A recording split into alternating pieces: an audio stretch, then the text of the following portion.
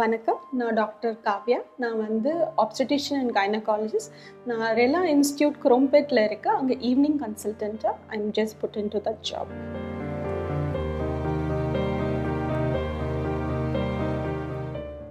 PCOS is an important factor for weight gain. எதனாலனா உங்களுக்கு insulin ரெசிஸ்டன்ஸ்னு ஒரு கண்டிஷன் இருக்குது. ஸோ உள்ளே இருக்கிற பாடியில் வந்து இன்சுலின் ரெசிஸ்டன்ஸ் இருக்கிறனால அவங்களுக்கு வந்து வெயிட் கெயின் ஒன்று இருக்கும். இந்த PCOS இருக்கும்போது கூட உங்களுக்கு தைராய்டு அப்நார்மாலிட்டிஸும் கூட ஹேண்ட் இன் ஹேண்ட் வரலாம்.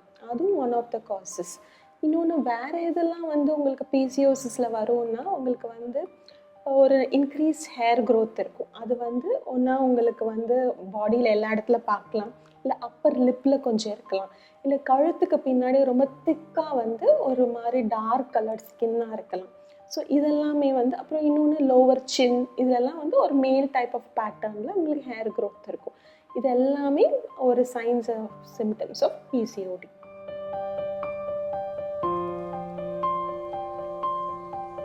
To become pregnant after 35, nowadays we are facing challenges because many of the couple are opting for pregnancy on a later time.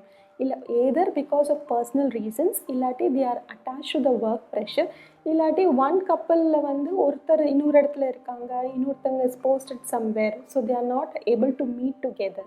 இன்னொன்று இப்போ டெவலப்பிங் ட்ரெண்ட்ஸ் என்னென்னா, நான் கொஞ்சம் லேட்டாக கன்சீவ் ஆகிக்கிறேன் பிகாஸ் நான் வாழ்க்கையில் இன்னும் கொஞ்சம் சாதிக்கணும், இல்லை நான் கொஞ்சம் என்னோடய கெரியரில் நான் கொஞ்சம் நான் மேல் இடத்துக்கு போகணும், அந்த மாதிரி டைம்லலாம் பார்க்குறாங்க. But as a doctor what will advises to become pregnant earlier the better. எதனாலனா 35 வயசுக்கு மேலே பார்த்தீங்கன்னா ஒவேரியன் ரிசர்வ்னு சொல்லுவோம். அது வந்து உங்களுக்கு யூட்ரஸ் பக்கத்தில் 2 ஓவரி இருக்கும். அதுலேருந்து தான் வந்து ஃபீமேல் எக்கு வந்து டெவலப் ஆகி வெளியில் வெடிச்சு வரும். ஸோ அந்த மாதிரி இதில் வந்து 35 இயர்ஸ்க்கு மேலே கொஞ்சம் ஒவேரியன் ரிசர்வ் கம்மியாயிடும். ஸோ டு பிகம் ப்ரெக்னென்ட் கொஞ்சம் ஹர்டல்ஸ் மாதிரி இருக்கும்.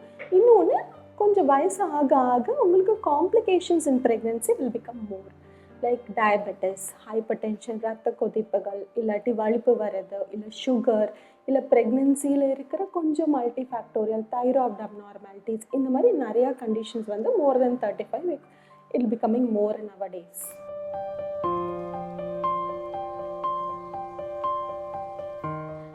ஏர்லி ப்ரெக்னென்சி சைன்ஸ் வந்து the women will have lot of tiredness. அதுக்கப்புறம் உங்களுக்கு வந்து வாமிட்டிங் அப்படின்னு வரும், இல்லாட்டி nausea. Before vomiting you have a condition call nausea, ஒமட்டிட்டு வருது.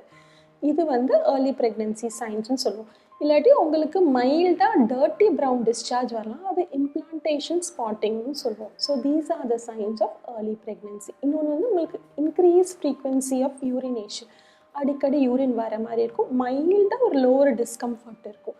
ஸோ இது நீங்கள் எதுவுமே வந்து நெக்லெக்ட் பண்ணக்கூடாது. நீங்கள் பார்க்குற ஆப்ஸ்டெட்ரிஷியன் கிட்ட போய் நீங்கள் சொல்லணும். அவங்க உங்களை ரீஅஷ்யூர் பண்ணி அனுப்புவாங்க after checking you all your general இந்த ஃபிசிக்கல் எக்ஸாமினேஷன்.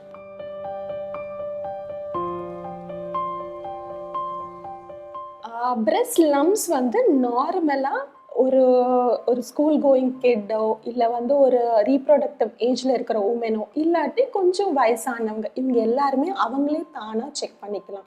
பிகாஸ் அவங்களுக்கு தான் ஃபஸ்ட்டு அதோட லம்பை வந்து ரெக்கக்னைஸ் பண்ணுவாங்க. நீங்கள் குளிக்கும் போதோ இல்லை நீங்கள் ட்ரெஸ் போடுறதுக்கு முன்னாடியோ இந்த பாம் எடுத்துக்கோங்க. இதில் இருக்கிற இந்த ஃபிங்கர் டிப்ஸ் இல்லாமல் இந்த ஏரியாவில் வந்து நீங்கள் வந்து எல்லா இடத்துலையும் நீங்கள் நமக்கு குவாட்ரண்ட் வைஸ் நாங்கள் டாக்டர்கிட்ட வந்தீங்கன்னா நாங்கள் பார்ப்போம். நீங்களே வந்து ஜென்டலாக ஒரு ரோலிங் மூமெண்ட்டில் கண்டுபிடிச்சிடலாம். உங்களுக்கு ஏதோ ஒரு சின்ன லம்புன்னா ஒரு தடுப்படுற மாதிரி ஒரு முட்டின மாதிரி இருக்கும். அப்போ நீங்கள் உடனே அங்கே பக்கத்தில் இருக்கிற டாக்டரை போய் பார்க்கணும். அவங்க ஒரு ஸ்கேனும் ஒரு ஃபிசிக்கல் எக்ஸாமினேஷனும் கண்டுபிடிப்பாங்க. இல்லாட்டி அது கொஞ்சம் என்லார்ஜாக இருக்குது, ஒரு பிரெஸ்ட் வந்து இன்னொரு பிரெஸ்ட்டோட என்லார்ஜாக இருக்குது, இல்லாட்டி உங்களுக்கு வந்து அதில் வந்து ஏதோ ஆர்டர் வருது, இல்லை வந்து ஒரு டிஸ்சார்ஜ் வருது, இல்லை அதில் வந்து கொஞ்சம் டிஃப்ரென்ஸ் இருக்குதுன்னா please you have to go to a nearby hospital to check. அல்ட்ராசவுண்டுன்னு ஒன்று பண்ணுவோம். இல்லை வந்து பிரெஸ்ட் கேன்சர்ஸ் அந்த மாதிரி இருக்கிறவங்க கிட்ட வந்து மேமோகிராம் வந்து இப்போ நாங்கள் பண்ண ஆரம்பிச்சிருக்கோம்.